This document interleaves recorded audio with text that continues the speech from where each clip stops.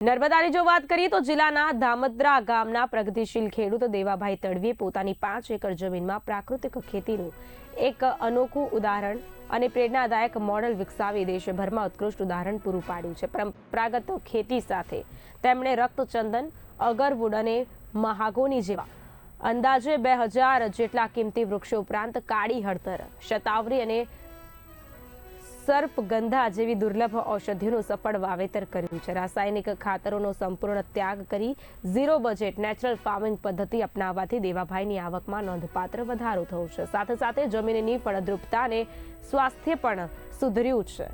તેમની આ સફળતા એટલી અસરકારક સાબિત થઈ છે કે Lal Bahadur Shastri national academy of administration ખાતે તાલીમ લઈ રહેલા 700 જેટલા ભાવિ આઈએએસ અને આઈપીએસ અધિકારીઓએ પણ તેમના મોડેલ ફાર્મની મુલાકાત લઈ પ્રાકૃતિક ખેતીના પાઠ શીખ્યા છે। પ્રાકૃતિક ખેતીમાં મેં અગાઉ ચંદન 7 વર્ષ પહેલાં રક્તચંદન લગાવ્યા છે। રક્તચંદનની સાથે અગરવુડ છે, મહાગુની છે, શાક છે, વિવિધ પ્રકારના ફર્નિચરવાળા, પછી ફરાવઝાડમાં આંબા, જામફળ, ચીકુ છે, લીંબુ છે।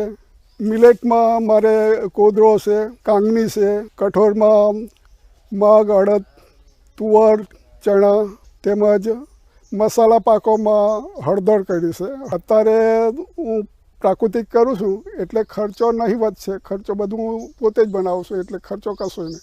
જે કંઈ પાકે ફસલ એ બધું નફામાં જ છે। હું આ હળદરનું એને સૂકવીને પછી જાતે પાવડર બનાવીને ઘરે જ વેચું છું। હું બીજા ખેડૂતોને એ કહેવા માગું છું કે આ રાસાયણિક છોડીને પ્રાકૃતિક અપનાવો। પ્રાકૃતિકમાં સારું છે, જમીન સુધરે છે, પેલું જમીન બગડે છે ને આપણે પ્રાકૃતિક ખેતીમાં પકવેલો માલ એ ખાઈશું તો આપણું સ્વાસ્થ્ય બી સુધરશે અને નફો બી સારો રહેશે।